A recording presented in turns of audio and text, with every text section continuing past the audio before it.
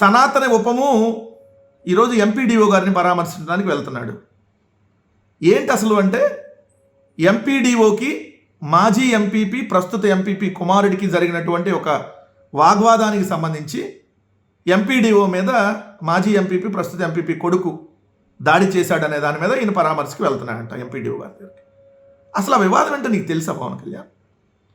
ఈయన మాజీ ఎంపీపీ ప్రస్తుత ఎంపీపీ కుమారుడు. సో ఆయన ఆఫీస్కి వెళ్ళాడు. ఆయన ఎంపీడీఓ దగ్గరికి వెళ్ళినప్పుడు కీస్ అడిగితే ఎంపీడీఓ లేదు, అటెండర్ వస్తాడు, 15 నిమిషాలు వెయిట్ చేయమన్నారు. సరే, ఒక హాఫ్ అన్ అవర్ పైన వెయిట్ చేసిన తర్వాత అటెండర్ వచ్చాడు. వచ్చినా కూడా వీళ్ళు కీస్ అడిగితే ఆయన నేను ఇవ్వను అని చెప్పినటువంటి దాంట్లో జరిగినటువంటి వాతావరణం మీద ఏదో ఆయన మీదకి ఈయన వెళ్ళాడు అనే దాని మీద. సో దానికి దళితుల మీద దాడి అంట. సిగ్గన్నా ఉండాలి కదా పవన్ కళ్యాణ్ మాట్లాడటానికి. చంద్రబాబు నాయుడు ఉస్కో అంటే పరిగెత్తడమేనా? సిగ్గు శరం ఏమీ లేదా? అరే నీ కాకినాడ రూరల్ ఎమ్మెల్యే పంతం నానాజీ ఒక దళిత డాక్టర్ని పట్టుకొని లంబూతులు తిట్టి దాడి చేస్తే పరామర్శకు ఎందుకు పోలేదు పవన్ కళ్యాణ్? ఉపము సనాతిని ఎందుకు పోలేదు? నీ యలమంచిలి ఎమ్మెల్యే విలేకరుని కిడ్నాప్ చేస్తే ఎందుకు స్పందించలేదు?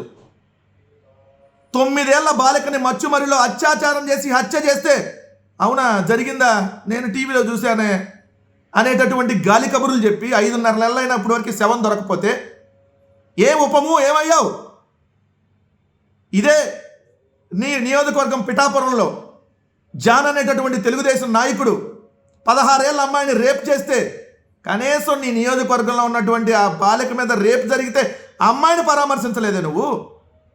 మొన్న డిసెంబర్ 9వ తారీఖు ఇదే కడప జిల్లాలో ఏదైతే తెలుగుదేశం పార్టీ నాయకుడు విఆర్ఓని బీరు బాటిల్ తీసుకొని పగలగొడితే తలకాయ బీరు బాటిల్ తీసుకొని దాడి చేస్తే ఇప్పటి వరకు కేసు నమోదు చేయకపోతే అక్కడ పోలీసులు ఇప్పుడు వెళ్తావా లేదా అక్కడికి పరామర్శకి?